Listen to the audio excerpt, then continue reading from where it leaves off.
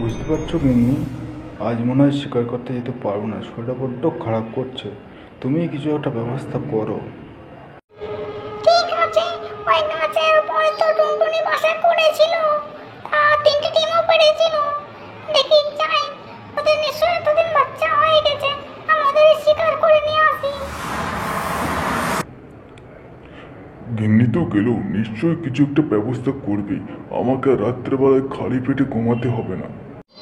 আরে আরে, ওই তো টুনির ছানারা খেলছে, যাই ওদের শিকার করে নিয়ে যাই।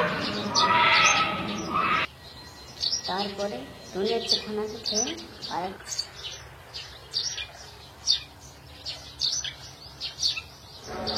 আর একটা ছানাকে রাক্ষস রাজার জন্য নিয়ে গেল।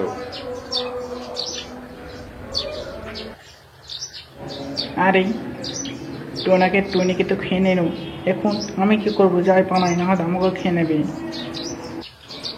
তারপরে টুনি বাসায় ফিরে দেখে যে অনেকগুলো রক্ত বাসার নিচে পড়ে আছে।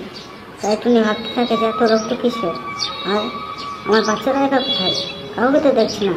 তাহলে কি আমার বাচ্চাগুলোকে ও ডাইনি খেয়ে নিয়েছে?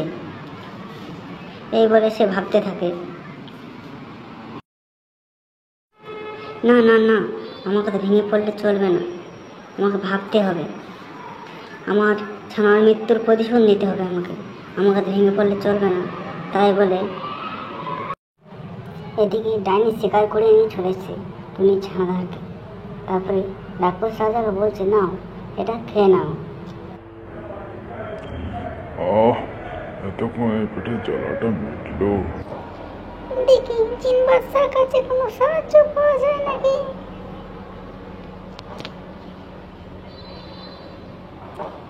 জিন বাচ্চা, ও জিন বাচ্চা, তুমি কোথায়? এসো, বেরিয়ে এসো, আমার কিছু সাহায্য করো জিন বাচ্চা। কি বাবা, জিন বাচ্চা বেরোচ্ছে না কেন?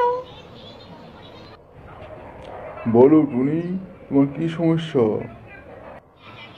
জিন বাচ্চা, আমার ছানাটাকে ওই ডাইনির কোষ মেরে দিয়েছে, কিছু একটা ব্যবস্থা করো যাতে আমি ডাইনির মেরে আমার ছানাদের মৃত্যুর প্রতিশোধ নিতে পারি।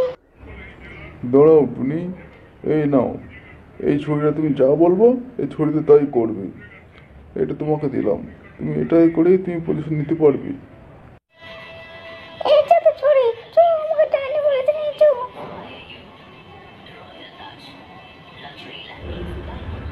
দেখো গিন্নি, আজ কি শিকার করে নিয়ে এসছি। এই হাঁসটা তুমি আর আমি অনেক মজা করে খাবো।